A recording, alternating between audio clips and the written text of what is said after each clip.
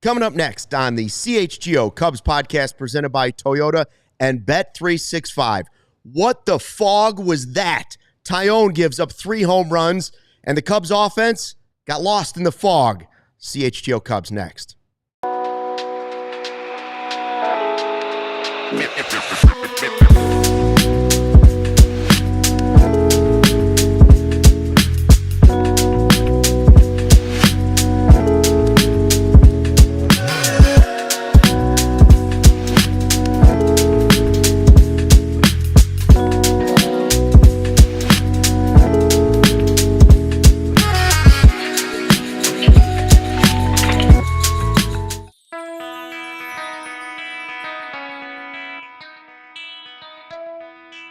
Hey, Chicago, what do you say? This is the CHGO Cubs podcast, driven by Toyota.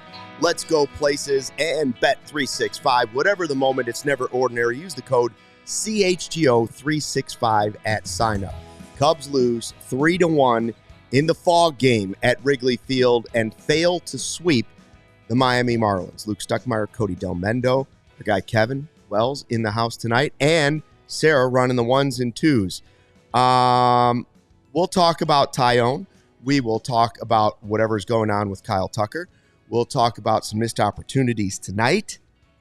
But in general, I am curious what one Cody Del Mendo thinks of that game, because I will file in the flush it. Throw it into Lake calendar. You flush like this? Well, I got a real powerful flusher. That's you just in the suburbs. We use more water. We flush it. This is doing the slots at the Potawatomi Casino. Oh, by the way, I won $50 there. So this is something on the you're slots. Right. You know what you're doing? Flush it. Flushing it is just like, psh, like you know. No, you don't do it that way either. you got one of the old flush. Cody's got one of the old chains where the tank sits up above, like above your head. I don't know. Anyway, why am I laughing? I'm so mad right now. I should not be laughing. I'm sure Sloan's got something like that. I should not be laughing. I'm actually very annoyed. I told Luke tonight I'd give everyone the first true, real rant of the night. So buckle up or fasten those seatbelts, as Pat Hughes says. Let me tee you up, Cody, because without a miracle last night in the 9th inning and a Justin Turner hit and a bunch of other crazy things that happened, they could have lost 2 out of 3 in that series. Yeah. No, and that's why I'm annoyed, to be honest with you. Now, before I say what I'm about to say, let me preface, the Cubs are still in first place, and I know the Cardinals split with the Phillies today, so they're a half game back in the division. Whatever. You want to believe that they're for real. I'm not going to tell you how to fan if you really think they're for real or not. I still need to see more. So, big picture, I'm still the same. But in the moment, with the game just ending 5 minutes ago. Oh, wait. Hold on one second. This is our Taking the Temp segment, which I wanted to remind you, because I could see you heating up a little bit. I can see you getting a little hot with the hot weather coming in. Visit fourseasonsheatingcooling.com for all their special offers and money-saving coupons. That's fourseasonsheatingcooling.com. Trust your local experts at Four Seasons Heating, Air Conditioning, Plumbing, and Electric. The hot weather's coming. Now the hot takes from Cody Del Mendo. Sorry, I forgot that. That's a shout out to our sales team. Okay. Anyway, I'm annoyed because what you just said, Luke, about how if it wasn't for Justin Turner's double last night, could have potentially lost the series. And that's how we felt in the 7th inning of last night, because we felt like they're going to lose that game and then have to go into this game with a chance to either win the series or lose the series. Now, you won this series, and that's all I asked for this week was just to win the series.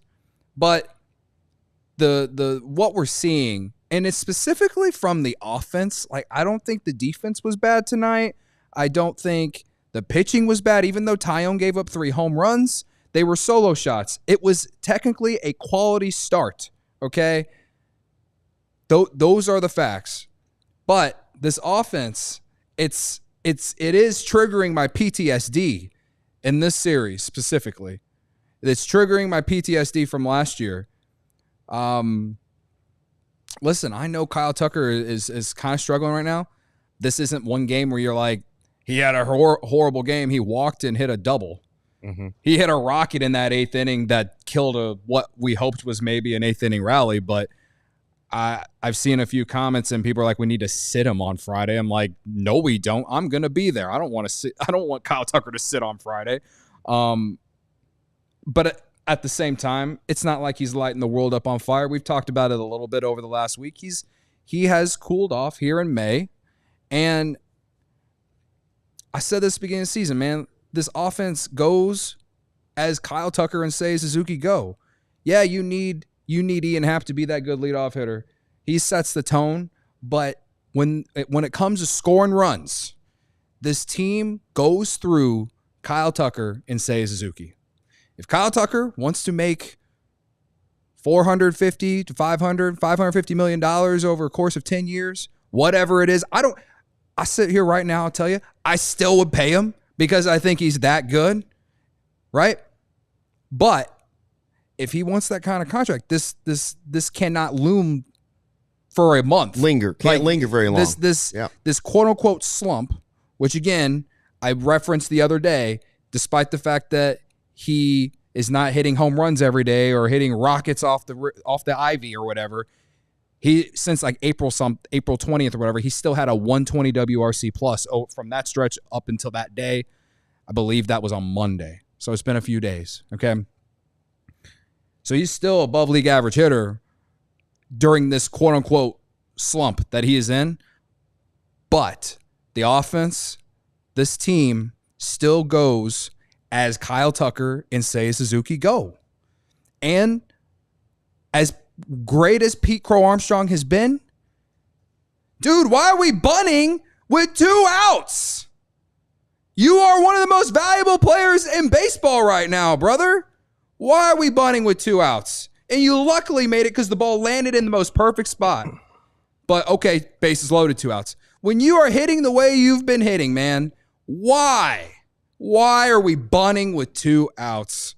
You want to be mad at Nico for not getting the big hit? Fine. You can be mad at that too. But I'm more mad that PCA bunted with a runner in scoring position and 2 outs. At a ball that was at his eye level. Yeah.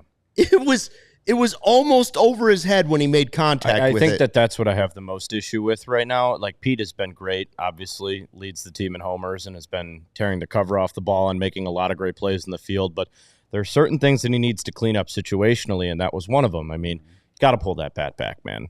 You got to pull it back. I don't know why he's squaring up to begin with. That's my whole point. Well, he could have seen the third baseman back a little bit and said, hey, Nico's coming up. Nico's been really good with guys in scoring position this year. Maybe I'll give it to him. But even that doesn't make a lot of sense to me because you've been tearing the cover off the ball. Exactly. Yeah. So, exactly. But I see his. You're like number 2 and more in baseball. Yeah, I see his thinking.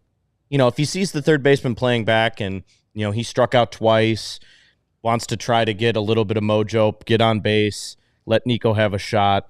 I can see that, but I wouldn't have done it personally. And I would have understood it if Weathers was still in the game for the Marlins, who struck PCA out his first 2 play appearances. But this was a new pitcher on the mound. Mm-hmm. And the Cubs, like, it was probably the best opportunity to be able to score tonight was that inning. Felt like that was your ball game. And I don't know if he gets a hit or not, but I'd rather see him try and come through there than him bunt.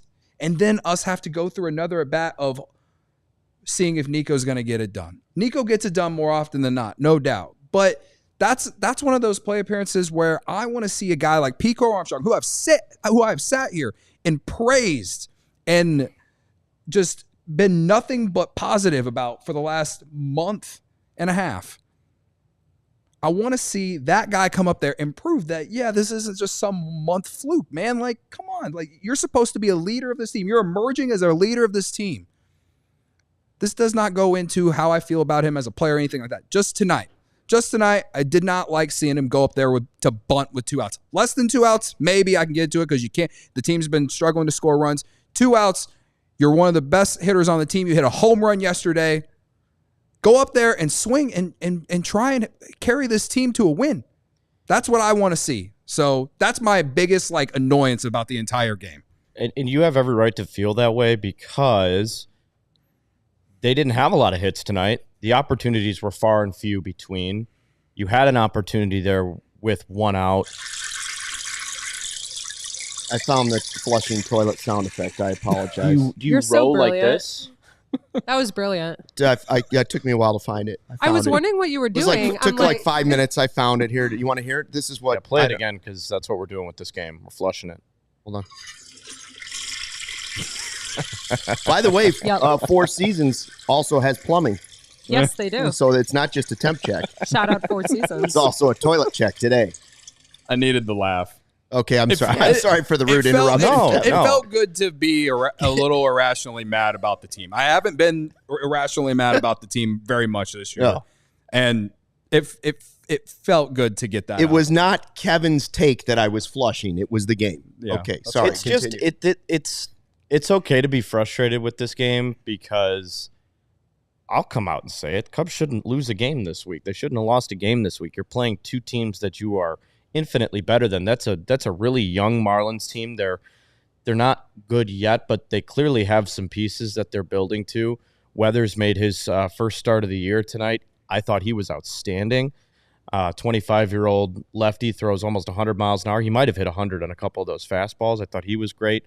I thought they got a lot of offensive production, timely hits today too. Obviously 3 home runs, 2 from the same guy, but you can't lose to the Marlins, man. If you're a legitimate contending team, losses happen, but not at home to the Marlins. Not when you got, especially after last night too. You can't have 2 close calls with the Miami Marlins, not with this team this year. And that's the overarching frustration with me with everything about this series is, Monday's game was fine. It was pretty easy, not low stress game, which is what you should do against a team like the Marlins. Should have had 3 of those, or at least 2. You should have. But baseball is baseball, and baseball gonna baseball sometimes. Mm-hmm. Right. But to go with that too, how did this offense score all these runs against the teams like the Dodgers, the Diamondbacks, the Padres? Well, like all those teams, how'd this offense do that? And I know Ian Happ's not in the lineup, and I know that there's some other guys not in the lineup tonight and whatever. I get it. Carson Kelly is not looking – he didn't look like Barry Bonds. He hasn't looked like Barry Bonds probably the last week. Still taking his walks, though. Yes. No, I'm not even really complaining about it. I'm just saying he's not hitting a home fine. run every freaking at bat right. like he was in April, right? But the how can this offense even if you don't – I'm not even saying scoring 11 runs. I'm saying scoring 3, 4, 5 runs. Mm-hmm. Like where is that? I'm asking for that, the bare minimum when you're playing a team like the Marlins, man. And let me finish. Yeah. I agree with you in the fact that you shouldn't lose to the Marlins, but I also am like, I don't care that you lost to the Marlins. It's how you lost to the Marlins. The offense cannot look this pathetic against the Marlins. If you had lost 4-3 and the bullpen blew it again, or maybe just some stupid fluky stuff happened, fine, it'd be annoying, and we'd sit here and probably have the same type of rant. But it would if I didn't sit here and I felt like it wasn't fluky, it would not feel as bad as I feel right now. Right now, I feel like the Cubs just got beat by the Marlins.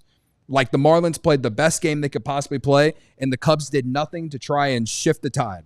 That's how I feel. I don't feel like what we just watched was some sort of fluke. So you think it's an overarching theme? In this one particular game, I don't come away thinking that it was some fluky stuff, because the Rockies have 7 wins. They're going to win games, but they might break the White Sox's record from last year, right? Right. They will win games. The Marlins will win games. So, and these bad teams that win games, a lot of the time it's fluky, or maybe your starter goes out there and just has a bad game or something, whatever. Tonight, Weathers was great for the Marlins. They hit 3 homers.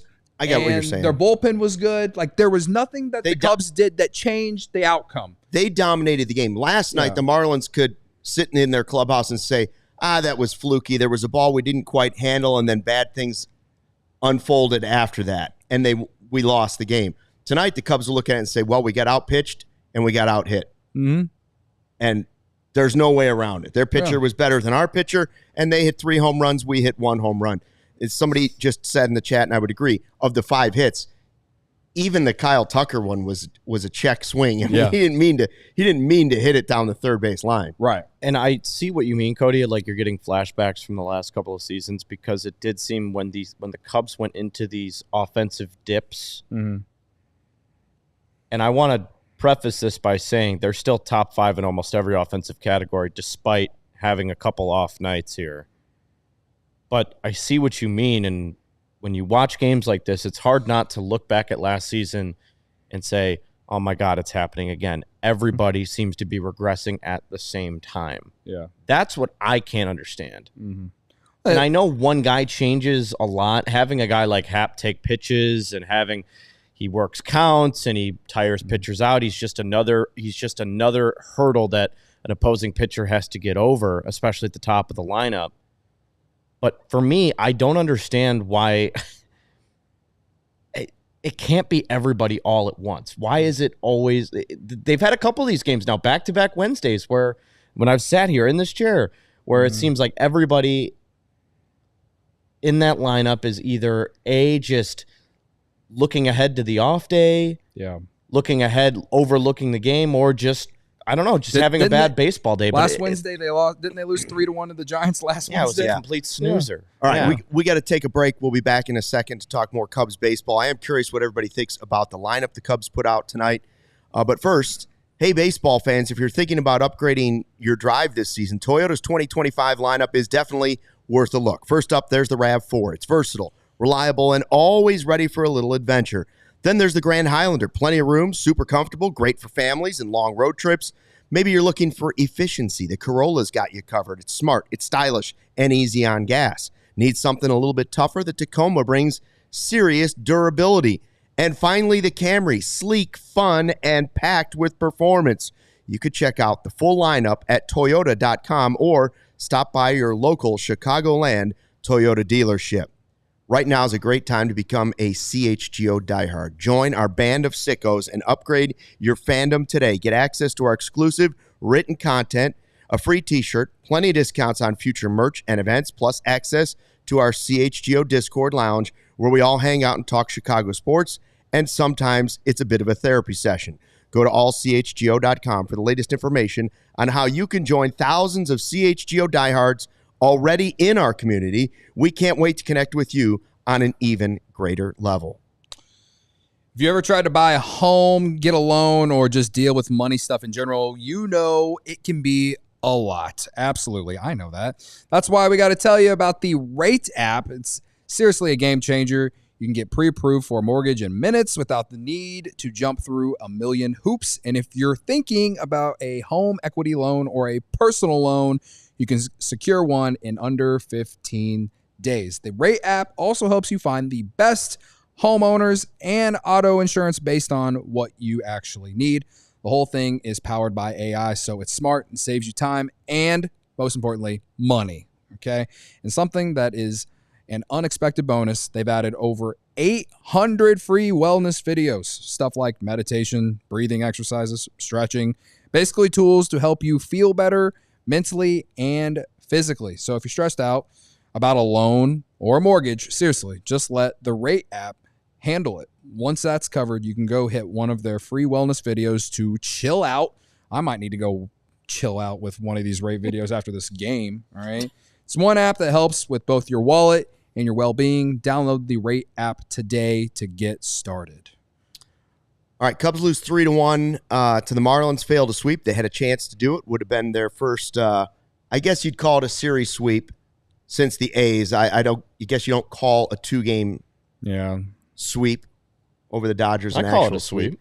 I do too, but I it's a think sweep. Technically people say it's got to be at least 3 games to be a sweep. Is this how you sweep, or is this how you flush? Flush like this. Cody still pulls the chains on both sides. Both sides. If you're listening on an audio version, you just have to have like the most weird eyebrow thinking right now. Yeah, like, you're You're going to have to go back and watch the show. I mean, you're missing the visual If effect. you're doing the audio version. Let's see if I can find it now. Hold on, hold on. Technical difficulties. Wow. Oh, wait. This is great radio. Is this good radio? Can you hear it? Oh, There it is. there it is. We are calling Four Seasons Heating, Air Conditioning, Plumbing, and Electric, and we are officially, that is a long flush. We better call Four Seasons and get that fixed. That's not very efficient. That sounds wasteful. Our toilet doesn't seems too water efficient. Cubs lose the game. Shout out to everybody that's joined us in the live YouTube chat here at the new CHGO Cubs YouTube channel. Make sure you subscribe, hit the like button, tell a friend, tell a family member, tell a loved one. Since not to try and like change the vibe, maybe we can save it for later if you want. But we could flip to big picture and be a little bit more optimistic since they won the series. Yeah, we will. But we do could that. do another 15 minutes of yelling. There's still more to question. Okay. I asked before we went to break, what did you think of the lineup? And you were saying, well, what's going on with all? Why is the offense seem to be doing all this at one time? I think they can get through a stretch for all the people that are polarizing around Ian Happ. Remember I think in the offseason I've said, I don't know if there's two more polarizing players on the Cubs than Ian Happ and Dansby Swanson. Fans either love him or hate him for some reason. I don't really understand it, but it's a thing. Oh, yeah. It's a thing. It's a thing. And for all the people that complain about Ian Happ not being whatever you want him to be, I think you see there is a difference with him at the top of the lineup. Now, why was Dansby batting leadoff? Well, because Dansby's been hot. He's a right-handed hitter. They had a lefty on the mound. They didn't want PCA there. Okay. Somebody in the chat said, well, why not Nico? Well, Nico had a terrible night tonight, too. Mm-hmm. So I don't know what the right answer is. The right answer would be Ian Happ is healthy. That's who needs to be the leadoff man for this Cubs team. When healthy, yeah. When healthy. I won't be surprised. I don't know who's starting for the White Sox on Friday, but I won't be surprised if PCA is back in the leadoff spot. If it's a right-handed pitcher. Do you think they got a little too cute with the lineup, trying to move things around just to match up the righty-lefty? Should they just have left PCA up there? No, because he struck out twice against Weathers. Yeah. It's not the reason they lost the game. It was the right move, and it didn't age well, I guess you can say. It was a funky-looking lineup, but I don't think that was the reason the offense didn't work tonight. It didn't age well, I guess you could say, because he only had a base hit up the middle, and they lost 3-1, like we said. But before the game, when people were reacting to the whole lineup thing, I tweeted after I was actually in the lab. I learned this information because I bet on Dansby Swanson tonight. Yeah, me too. But this season against left-handed pitching, Dansby Swanson is only hitting 259, but he had a 166 WRC plus, a 370 isolated power, and 57.1% of his hits were extra base hits against left-handed pitching. So when he has hit the ball against left-handed pitching, it's been for extra bases. Mm-hmm. Now, I don't know what his walk rate and all this stuff against left-handed pitching was, but I knew going into this one game, putting him up there, considering going up against a lefty, and considering I think PCA is better against righties than lefties, why not put the hot hand up there for one game? I doubt that if we see Dansby Swanson in the leadoff role against a righty on Friday, I will be annoyed then. I do think that this is mostly a one-game thing.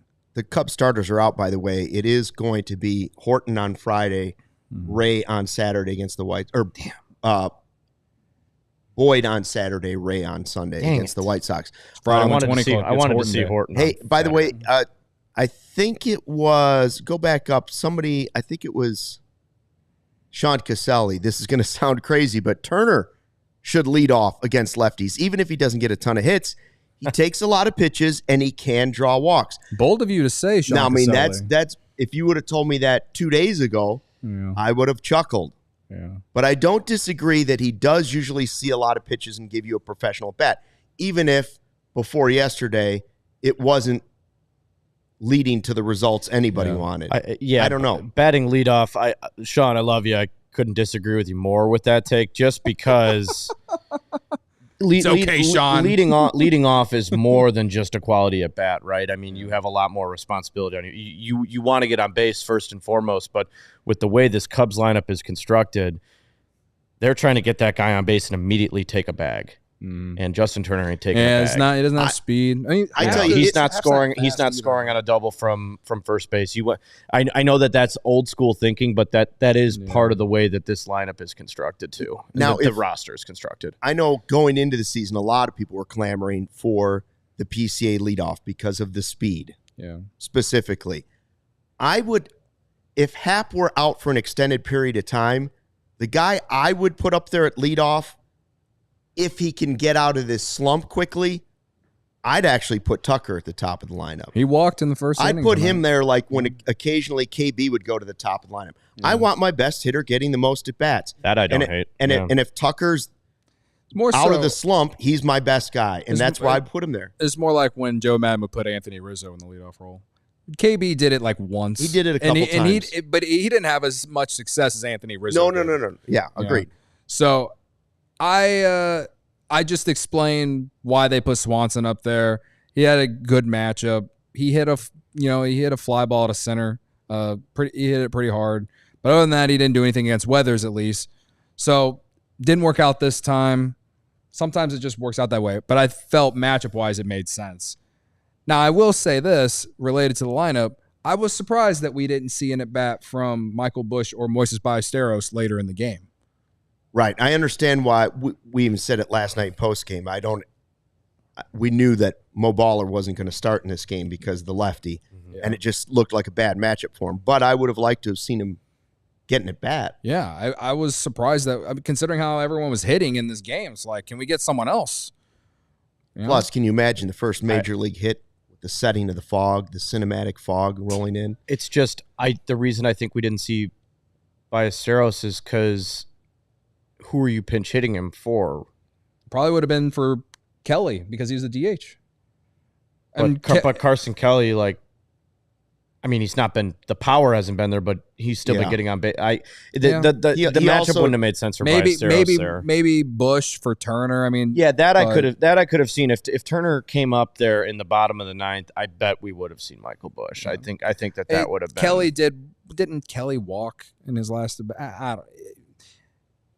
Yeah, you're not wrong, but also Ballesteros is going to be here for a cup of coffee. I don't think Counsell wants to play him a lot. I think he's been pretty obvious that he's going to go right back down as soon as Happ gets activated. That's at least right. That. Well, if I'm reading, I personally don't want to see Amaya and Kelly in the lineup every day. So I don't disagree. I hope to see Ballesteros in the lineup on Friday. I hope to see him in the lineup on Saturday, and I hope to see him in the lineup on Sunday. If there's a right-handed pitcher pitching, I want to see Ballesteros in the lineup because if you're going to call him up to just sit him on the bench, you're really going to trigger my PTSD, Kevin. Yeah, well, if there's righties, he's going to play. Yeah, I get why he didn't start tonight, and we explained that. I'm just saying that if you're going to call him up and not play him, I will be vocal about that on this podcast. Well, he'll play. I think that the reason why he didn't get a pinch hit tonight. Well, I think we're frustrated too because we're talking about intricacies of the lineup, and I think that just looking at it tonight, anytime that you have to start, and that these are two guys that you brought in for depth, anytime you have to start two catchers, Justin Turner and John Birdie in the same lineup, that's not a good lineup, man. That's why you lost. It wasn't because Dansby bad at leadoff. It's because you have two guys at the bottom of the order that one guy who's had an unbelievable career but is past the tail end of it now. Now you're just kind of hoping to catch lightning in a bottle in big moments like yesterday. And the other guy is a defensive replacement who has been pigeonholed into playing third base because your top prospect's not ready yet. Yeah. Playing all those guys in the same lineup on the same night, it's not a recipe for success. I don't think you minded this either. I liked Turner being in the lineup today after what happened yesterday because why not try to build trying to build off. He got his first extra base hit of the season. The one big he moment. Had a hit tonight, right, and he got a hit tonight in his first at bat. One of their 5. Whatever. I tend to agree with you. I don't know what else can they do at third base other than to just call Matt Shaw back up. I don't want to deter his development. They're clearly they clearly want him to be doing something in Iowa that has nothing to do completely with results because I know he's been hitting over the last week or two now. He's only batting Shaw's only batted. I watched part of the Iowa game today. He was only batting 257 at Iowa. It's not like he's. There have been games. I'm just saying. I looked at the screen and thought to myself, he's only batting 257. I thought people were saying he was doing great. I hadn't been keeping a big eye. I know he had a home run yesterday. It's one of those things with Twitter algorithms, right? Like we see all the time. Tommy Birch does a great job of covering that team down there, but some of his tweets with when his stat line is great, get infinite coverage. It gets pushed to the top, and everybody's like, "Oh, he's great." He probably hasn't. He's had a lot of extra base hits down there. I think what Jed Hoyer and these guys are looking for is, hey man, stop putting the ball on the ground so much, because that was his problem when he got here. But he needs to hit the ball in the air a little bit more. To close on the bottom of the lineup, the Cubs have had one of the best bottom of the lineups in terms of production all season. They've talked about this on the marquee broadcast, but yeah, like Birdie and Turner, it's normally not them in those spots. So Correct. I think that for this lineup in particular, was it great? No, but there's also some layers to why it was set up the way it was. Who else did you have that would have been better to put in the lineup tonight outside of Bush and Ballesteros going up against a lefty? I mean, I know a lot of fans want to see Bush face a lefty. I personally disagree, but I guess you could have put him in there at first base and put Turner at DH because I did like them putting Turner in tonight, but I in general don't really complain about lineups much. But it leaves us with two things to talk about here still coming up in the podcast. One is they have to sweep the White Sox, and number two, what the heck is going on with all the home runs off of Tyone? But first, Kevin, a word from our sponsors. Sunnyside Cannabis Dispensary. It's your home for judgment-free cannabis shopping. It's a place where all kinds of visitors are welcome to explore, discover, purchase a wide array, high-quality products. Ever been in the one in the Wrigley location? It's great. A lot of stuff in there. One-stop shop for all your cannabis needs. Sunnyside has expertly curated menus with over 100 strains to choose from, plus easy online ordering and in-store pickup. If you're starting out, Sunnyside has expert guidance and brands that we know you'll love, like Good News and Midneys. Visit sunnyside.shop for bright buys every day, including 50% off your first 3 online purchases. Enter the promo code HICHGO at checkout to qualify. Exclusions apply. Sunnyside Cannabis Dispensary. Bright buys every day, only for 21 and up or Illinois medical card holders. I bet Kyle Tucker to walk tonight on Bet365. He walked in the first inning. I bet Seiya Suzuki to record an RBI. He hit a homer whenever the Cubs scored their one run. Credit to you for a big night. Did it all on Bet365, right? Whatever the moment, it's never ordinary at Bet365. New customers now get $150 in bonus bets. When you bet $5, win or lose, sign up, use the code CHGO365. Deposit $10 and place a bet for $5 to get $150 in bonus bets if your bet wins or loses. With the Bet365 early payout offer, you're a winner if your team goes 5 runs ahead with an instant payout on straight bets and parlay selections marked as winners. All you got to do, again, is download that app and use code CHGO365. And when you do, new customers, again, get $150 in bonus bets when you bet $5, win or lose. Sign up, use code CHGO365, deposit $10 and place a bet for $5 to get $150 in bonus bets. You can do it on spreads, totals, player props like I love to do. Futures, like I did with Seiya Suzuki, over 19.5 homers for the season, which feels like an absolute lock, knock on wood for injury. Futures and more, all right? Whatever the moment, it's never ordinary at Bet365. Must be 21 plus. If you or someone you know has a gambling problem, crisis counseling and referral services can be assessed by calling 1-800-GAMBLER. So the Sox are next, and I said before the break we've got a sweep. And by the way, that brings us to the point that the Friday 120 Club is coming up. You're going to be there in the bleachers. Yep. And we also have a deal going on right now called the Ball Knower Bonus. We have this merch sale going on at our merch store, our spring cleaning sale, where it's up to like 75% off some things. Everything's 30% off in the store. All you got to do is spend $25 or more. Once you do that, you will get to then pick Cubs or Sox as a winner.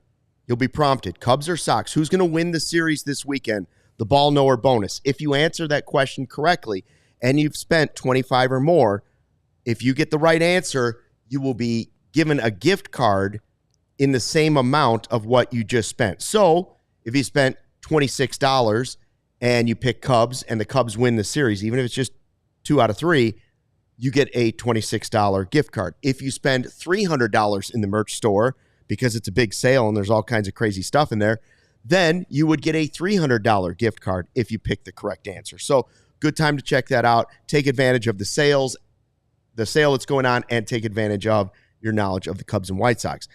I just think what I was saying before the break is just an absolute. You can still, if you would have told me going into it, I would have said, yes, you got to win all 6 games against the Marlins and White Sox. But baseball is baseball, and I can live with 5 out of 6. You had said 4 out of 6, right? Go 4-2. I'm not cool with that because the White Sox are still historically bad. They're still on pace for like 100-plus losses again this season. So you have to sweep the White Sox. Enough of this nonsense that we've had the last couple of years where we've done takeovers at Wrigley Field and we're waiting for Nick Madrigal to bail us out with a home run, and then Christopher Morel to bail us out with a home run, and then Christopher Morel to bail us out with another home run. We shouldn't need Mike Tauchman. I know he's on the other side of town now, but we shouldn't have needed Mike Tauchman to walk it off. Like, you shouldn't be in desperate situations against the White Sox. It should be 9-0 by the 3rd inning, and you ought to be able to march out whoever you want on the mound. I'll tell you what, though. They've won 4 or 5. If this offense rolls out like they did the last 2 nights on Friday against Shane Smith, who's been one of the best pitchers in baseball this year, they will lose on Friday. They cannot go out with the same lineup, same approach. Shane Smith, I know a lot of our fans are not watching White Sox baseball. I've watched enough of it being here on Sundays with Sean and having an antenna in my house, finally figuring out how to use it. The aluminum foil worked, didn't it? That was the aluminum finally foil. Figured out. That's right. Got it to go. That's what I used to do in my dorm. Aluminum Shout foil. out to I'm just gonna say Shane Smith, man. He's awesome. Yeah. He's really, really good. And if the Cubs, if they don't change the line, don't go with this lineup on Friday. I don't think they will. Take some pitches, take some walks, get back to what because you're not going to put the ball over the fence a ton on this guy, and he strikes out a lot of guys. So he throws strikes, be ready to attack early. Period. Top of your lineup's got to pick up the slack while Hap's out. It's not going to be a pushover. I think Saturday and Sunday you're looking at a pretty good advantage. Hopefully Cade Horton matches. It's going to be a battle of 2 really young, promising pitchers. It'll be a fun game, but I think Saturday and Sunday are more the those. Has he ever pitched in front of a crowd? Yeah. No. We will find out. We will find out what these guys are sort of made up of a little bit on Friday, because Horton's going to get that. He's going to get Cubs socks for the first time at Wrigley Field, and on the other side, he's used to playing in front of like 5,000 people. So you're going to get a real crowd with the real electricity. It's going to be hot out. There'll probably be a few fights in the bleachers. We hope to not be involved in any of those. Everybody stay calm. If anyone in this office is going to get in a fight on Friday, it'll be Sarah.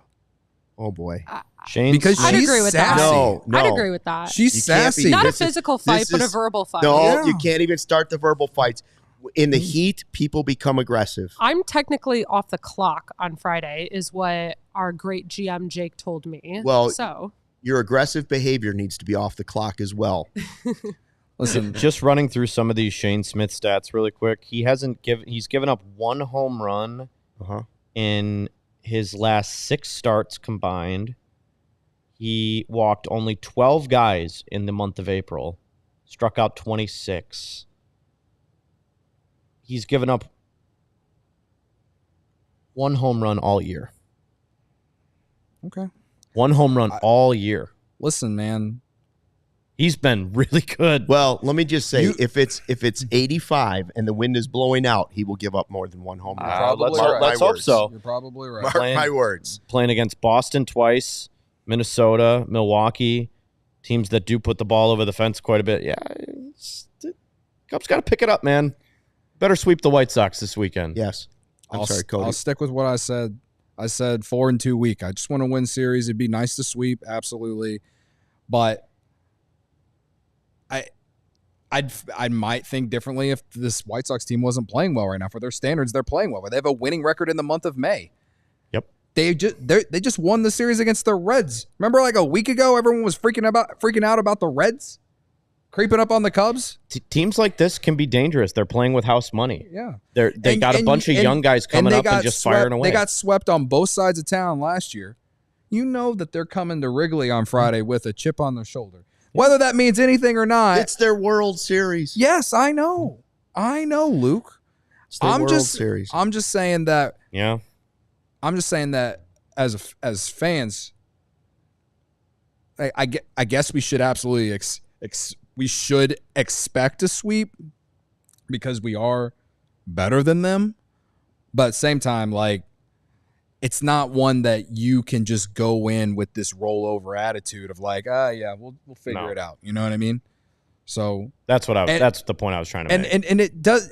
To be honest with you, Luke, it doesn't matter to me who they throw on the mound or who pitches well for the Cubs or not. If this offense doesn't hit, they're not going to beat anyone. If they're going to hit like they did today, it's one game. But it's not just today. They did this yesterday too. They had a miraculous ninth inning. Yeah. It was fun. Oh, I enjoyed it. I know. But we got those two games. We have a couple games against the Mets last weekend. They lost the series against the Giants. I should not be this upset about losing or winning a series against the Marlins. So I know that in this moment right now, I sound like an idiot, just like the guy in the chat who said that we should have kept Bellinger. Okay? But all I'm saying is that you got to at least win the series. You got to at least win the series. And can we win on a Sunday, man? Yeah. Can we win on a Sunday? We win a series finale. The Cubs have really struggled in series finales this year. It's pretty crazy, actually. They kill it in the first game of series, and the last game of the series are significantly under 500. So I know baseball is weird. Baseball, and I know the Cubs-Sox series is always fun. That team is horrid. I don't care what the record is in their last 5 games. They lost 121 games last year. They're going to lose 115 or 116 or maybe 120 this year. They're historic history. That's right. Thanks, Hawk. They're historically bad. Sweep them. I don't care how many players you have hurt. I don't care how tired Kyle Tucker might be. He gets a day off tomorrow. Everybody does. Cade Horton ought to go out and shove because he's used to shoving against AAA teams, and he's playing one on Friday. He ought to go out there and dominate. And Kyle Tucker ought to look at, I don't care who's pitching, look at it and step up the plate and be like, meatballs coming over the plate. You're not wrong. The best recipe for a struggling hitter ought to be the White Sox. Keep cooking. So heat it up. You're not wrong. I don't want to see it come down the 9th inning in a walk-off again. I feel like we're going to see that at least in one game. I really do. Luis Robert's going to hit a home run. He always does. He always homers at Wrigley. Yeah. But here's the thing.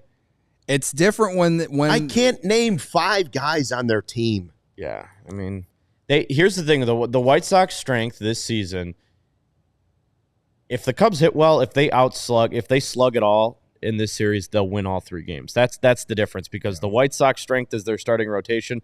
They don't run the bases well at all. Luis Robert is leading the league in steals. He's the only – you keep him off the bases, you don't have to worry about anybody else on the bases. They don't play great defense. There's nobody out there that's going to wow you, make incredible plays. I mean, this is a very sweepable series if you can get around a couple of their good players. You're going to see one of them on Friday on the mound, and if you get to him early, chase him, and you just keep Luis Robert kind of at bay because he's starting to pick it up a little bit. He had a really slow start to the year. Now he's starting to get a little bit back on track right before he gets traded probably to the Reds. So other than the Rockies series, it's the most sweepable series of the season. Yeah. The White Sox at Wrigley. Yeah. Other than the Rockies, it doesn't get easier than this. And the weather's going to be favorable to hit home runs tomorrow and Saturday. It's going to be really warm out. Cubs in the warmer months or in the warmer days in May played pretty well. We're at a couple of those games. Yeah. So maybe it's the weather. Maybe it's the wind. God, everything. All of my PTSD is being triggered in this postgame show. Sorry. All of it. Whether it's talking about needing to put fans on the freaking press box so Jed can't blame the weather for the warning track fly ball team that we were last year, or talking about all the other things we've talked about. There's the sign. Sarah put it up. Extend Kyle Tucker. That needs to be, as I've said, to spark something in Tucker and in this team. Well, in right field. You can confidently on Friday. You can confidently say that he's due. He's due for a big series. So I'm due for a new vehicle. segue. What are you going to get? I have no idea. New vehicles are in store at Ray Chrysler, Dodge, Jeep, Car and guy. Ram, and this is your chance to score a great deal during the employee pricing plus savings event. I can tell you it's going to be one of those vehicles. Head to Ray CDJR on Route 12 today to choose from their huge inventory of new Chrysler, Dodge, Jeep, and Ram vehicles. And right now, lease the new 2025 Jeep Grand Cherokee 4xE for only $245 a month for 24 months. Plus, shop over 125 vehicles priced under $20,000. With a friendly team of brand experts, the team at Ray CDJR is here to help you during each step of your car shopping journey. And with Ray's Price Promise, you can shop confidently with no add-ons and no hidden fees ever. The price you see is the price you pay. It's that simple. Go check out our partner today to shop one of the Chicago area's largest inventories. Find the right new vehicle for you, then drive home happy. The team at Ray CDJR is the only one we recommend. Don't miss out on the Employee Pricing Plus sales event for huge savings on the Jeep Grand Cherokee. For more information, visit Ray CDJR today on Route 12 in Fox Lake or online, raycdjr.com. They've been serving the community since 1963. It's a long time. Guys, summer is here officially tomorrow. Not meteorologically, but I'm telling you, tomorrow. 89 for a high is what they're talking about. That's why we got the dense marine layer fog in here, because the warm weather is starting to come in and it's going over Cold Lake, Michigan, and it's fog all over the place. So be careful if you're out there driving tonight. But is your home's air conditioning up for the challenge tomorrow? Four Seasons Heating, Air Conditioning, Plumbing, and Electric has been serving the Chicago area for more than 50 years. Now's the time to get your air conditioning checked out, and Four Seasons experts are ready to help you with AC installation, maintenance, and repair. 2024, last year, that was Chicago's hottest year on record. The heat index even hit 114 last summer at O'Hare. I hate sweating. When it's hot and humid, you want to know your home is going to be cool and comfortable. Just because we got to sweat out some of these Cubs games doesn't mean we have to sweat everything out in our house every second of the day. Four Seasons expert technicians ensure you always have reliable service. Let me tell you, you can save up to $4,000 on a new comfort system with Four Seasons. New AC units from $39 a month and AC furnace combos from $57 a month. Plumbing, electrical, heating, cooling, emergency. All you maybe need that new hot water tank. Call 866-4Seasons. Your trusted local experts, Four Seasons Heating, Air Conditioning, Plumbing, and Electric. Four Seasons HeatingCooling.com for all their special offers and money-saving coupons. That's Four Seasons HeatingCooling.com. To quickly answer Barb's question, and I'm sure other people have it as well, don't forget that Corey and Brendan have their Cubs-related show tomorrow at 8 p.m. Beautiful. Yep. I will be tuned in. Beautiful. Ramon says, guys, a little positivity says, is that a word? I don't believe Positivity? That's a word. Positivity. Yeah, man. Well, I did How about ask Keller and if we Pomeranz? could- Hey, I- Keller's in my Triangle of Trust, and Pomeranz is in the Triangle of Trust. He's been Keller's there. been awesome. Yeah. He's been there. They're in the Triangle of Trust. Been The there. bullpen has actually been really good the last 2 days. I said last night that I thought the strikeout by Presley was kind of a turning point in the game. He got out of that mess and got a big strikeout for him. Then you got Flexen came up with 2 shutout innings. You've had Keller tonight. You had Pomeranz tonight. The bullpen has actually been good. Yeah. So that is a positive. And we worry about the bullpen all the time because that's what we do, and bullpens are bullpens. That's what every fan in baseball. I feel like I would love to see a survey of baseball fans of every team in the league and how they view Everybody hates and their how bullpen. and how they view their team's bullpen. Yeah, everybody hates their bullpen. I still do think the Cubs are short a bullpen arm. Yeah. Oh, for sure. starter. Absolutely. And probably a bat. Absolutely. 2. But yeah, it's been really good. I the Pomeranz thing, man, that's an experiment. I don't even know if that's an experiment. I think that guy is healthy and has kind of figured some things out in how he wants to do things as a reliever. And the Cubs saw something. Keller, too. Yeah. Just Well, gotta Keller Keller's is in roles that definitely he's not used to being Got to in. tip Keller your is cap to definitely the one of process there. The Yeah. Cubs tend to find relievers when they need them. I don't know. The last couple of years, I know they haven't been in the postseason, but you can bellyache about the bullpen all you want. There's been some really big success stories from Jed Hoyer and finding bullpen guys that are maybe a little bit older, and then get flipped for a trade piece. And I mean, I don't know. He's had success with doing that. Pomeranz looks like another feather in the cap. Yeah. Before we get to the positive talk, because we don't like to rush that, what is going on with Taillon? At one point, 7 home runs in 8 innings. He's throwing a lot of strikes. He's not walking anybody. He's getting way too much of the strike zone when he's when he's ahead in the count. He's getting way too much of the zone. I said this about Ben Brown. It's very similar. Way too much of the zone when you're in 0-2 or when you're up 0-2. Tonight, the fastball command was just not there in the first couple innings. He found it there in the 4th and the 5th. He had a couple strikeouts there when he was going on the outside part of the plate to lefties and vice versa. He was kind of keeping guys long-winded swings. But Brett Beatty did something to him in that Mets series, and I guarantee you the Marlins looked at that tape and replicated exactly what happened to Taillon in New York, and they did it here. Opposite field home runs. Lefties hitting home runs.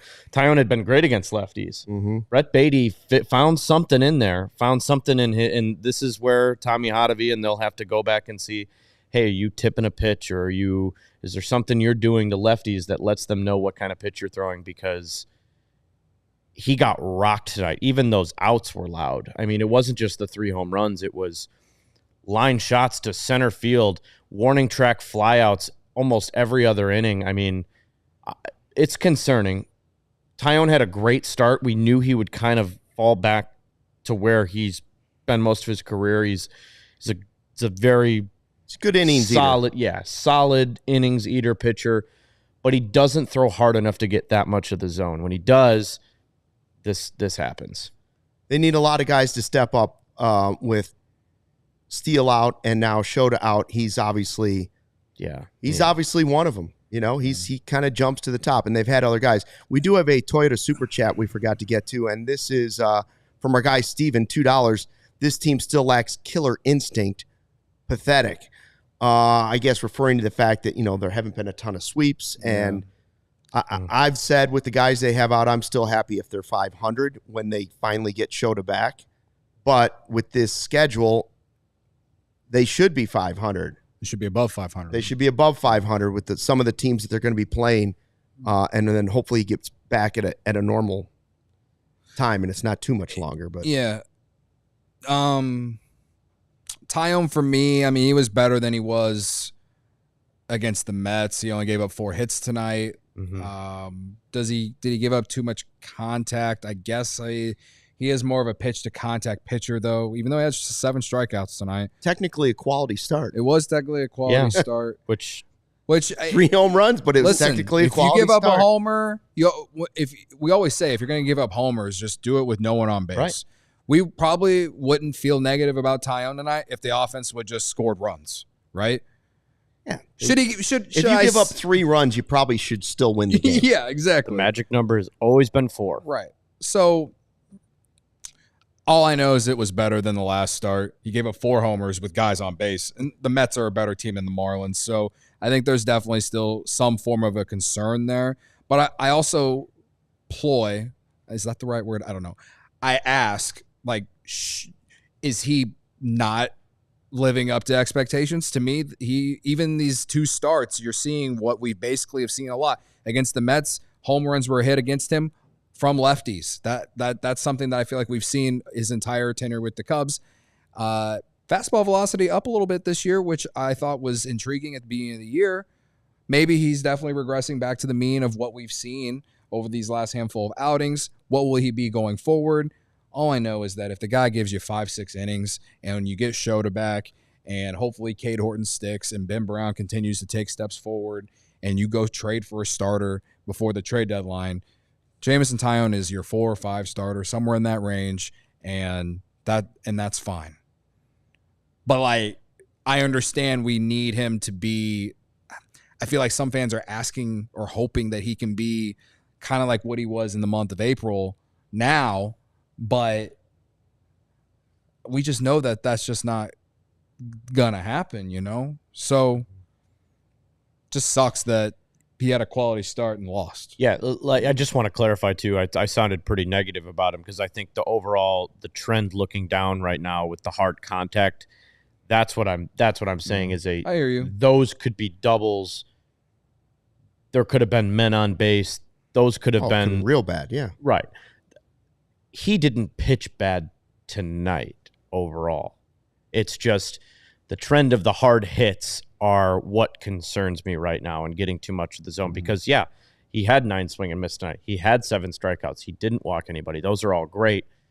But the hard contact is something that he can't afford to live with. That's not that he will get himself into a lot of hot water doing that. But we've seen guys give other guys give up hard contact and still have good starts, and they get away with it. You know why? Because the offense scored more than one freaking run. Yep. So 100%. I hear you. We'll monitor it. I look forward to, in 5 days where we can talk about Jameson Taillon again, Kevin. And I'm telling you, if the Cubs only score 1 run in that start too, and he gives up 3 solo homers again, I'll sit here and say the exact same thing again. Score runs! I will say this much. I don't believe he's available or somebody they're even looking to trade. But Weather's outing tonight is one that I will store in my database in my foggy, cobwebby head. And I will say, whenever I'm thinking about, hey, what pitchers should they go after that might be available on a team that's not very good? I don't know that he's available or even they'd even consider trading him, but that outing was pretty impressive. Even with the Cubs doing their part in it, he still looked good. You mentioned our good pal. Well, he's never came on the show, and that's well, maybe he has with Corey and Brennan way before we actually existed. But Matt Clapp, didn't he tweet that? You mentioned that. Yeah, and you said you were thinking the same thing. I've never met Matt Clapp. I've always appreciated. He wants Weathers. He tweeted that he wanted Weathers. I've always appreciated following him because I think he's a very insightful Cubs fan that really knows his stuff. I'm going to pat myself on the back. I also think I know my stuff because I was saying we communicate telepathically. He tweets things out that I'm thinking before I see his tweets, and that was one of them tonight. I was watching Weathers. I'm like, 25-year-old kid, 3 years arbitration. My Jed Hoyer bulb went off because that's called balling on a budget. That's called winning on the low end, going out and acquiring a pitcher with 3 years control. That's how you trigger PTSD, Kevin. Well, that's going out and getting a guy who can throw 100 miles an hour, a lefty starter. You're going to be without Steele until probably early June next year. I don't know. It makes a lot of sense, but are the Marlins going to make this guy available? I don't know. Top 10 draft pick a few years ago. I don't know. Everything you just said, in terms of, you're probably not going to have to give up the house for him, the farm for him, right? Last year, in 16 starts, 3.63 earned run average. That's 86 and 2/3 innings, 80 strikeouts. First star of the year was tonight. So he's had injury problems in the past. He was once one of the Padres' top prospects. That's the only reason I remembered who he was. So I do think that there is some upside there if the Marlins actually were interested in moving him.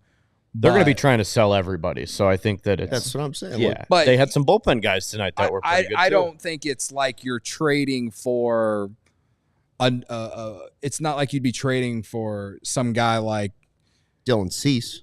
Right. They're not trading him. They're going to be in it. On one end, it's not like trading for Dylan Cease, who's been a Cy Young candidate, but it's also not like trading for Brad Keller before we've seen what we've seen and hope that the pitch lab just works its magic wand and turns him into some stud reliever, Right. I do think that there's actual upside with a guy like Ryan Weathers with a high pedigree. He just needs to be healthy and in the right situation. So, by the way, if you didn't catch the end of last night's post-game show or podcast, Jared Willis came on and said he asked Michael Busch about the fact that he was taking grounders at third, and he just said, no, I do that every day. I just like to see the ball from a different angle. It keeps me sharp. It's like, I do that all the time, so it's nothing. And then tonight, Craig Counsell was asked about it, because he was over at second also taking ground balls, and Counsell said, if he were to be a guy that we had to, in an emergency, move to another position, it would be second base, not third base.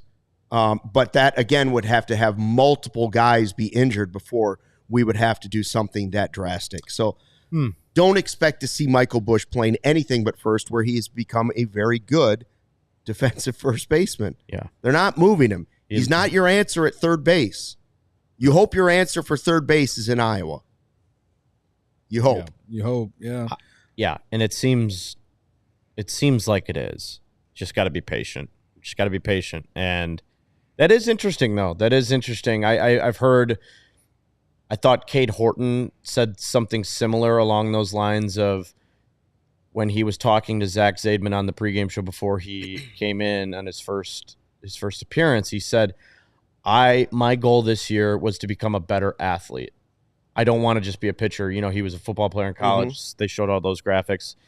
But he talked about all the time about how in baseball it's important to kind of practice multiple positions because it keeps you sharp. So it's interesting that Busch has the similar, look at that because, you want to be more than just a one-dimensional first baseman, I guess. And if the injuries do stack up, the Cubs have 4 third basemen on the roster. I'd hope he'd be playing second base. Well, my point is, don't expect to see him playing third base or second base against the White Sox. He will be at first base. We're hoping for a sweep. We're hoping for good weather. We're hoping you're going to join us for the Friday 120 Club. Again, get your tickets on Game Time. Meet at Murphy's before the game. Yep. And then the decision will be made, the big decision. Left field or right field? My Thai guy's probably saving seats in left field. Will, he turn on you if you don't sit in left field? No, he won't turn on you. Will he be disappointed? No. Will he mock you if you don't he won't sit in left field? Would he be willing to shift for right field just to sit with the group? I doubt it. I doubt my Thai guy would do that. I doubt it.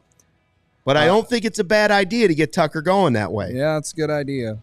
Every time he looks up into those beautiful bleachers with the ivy now in full bloom against the White Sox and the vibes of the whole city watching, he sees Cody like the woman in the white dress in The Natural holding the sign, extend Kyle Tucker. And then when his eyes glance over to the left, there's Braggs with a sign, please. Yes. I like the idea of adding a please sign for every home run he hits, too. Yeah. I think every game, every Friday 120 Club, another please. I was also going to say, too, I'll be at the game on Saturday, sitting in 232. Come say hi if you want to. I know you'll be at the game Friday and Saturday, too. So. Oh, I forgot. Yeah. Cody's got a birthday this weekend. Yeah. Friday is my last day of being 33. My favorite part it's of the your last. birthday this Friday? My birthday's on Saturday. Cody's going to be John Lester. Never mind.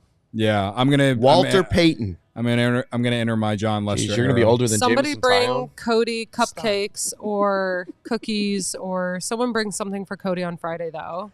If you're Friday true, 120 if celebrate the last day of being. You know what I would bring? Do-Rite donuts. Some of that cool reality spray. Or it's the gonna be reality hot, spray. a little water, just a little mist. Cool. If I see you in the park, I'll buy you a beer. I'll see you in the park on Saturday. Well, one beer. Yeah, that's like $30 million. That's a since I won't college loan payment. I won't be on Sunday's show either because I took the day off. But now you're here with me, right? I'll be here with you. But because you'll be hungover. That and girlfriend kind of bullied me into taking the day off. Oh, we don't appreciate bullying on this show. But you're gonna have a good time. Yeah, I'm asking for 2 of 3 at least, perhaps a sweep, and to just I need the offense to look competent. If you don't look competent offensively, you're probably not going to sweep the series. I just need the offense to look competent, score runs. Thank you.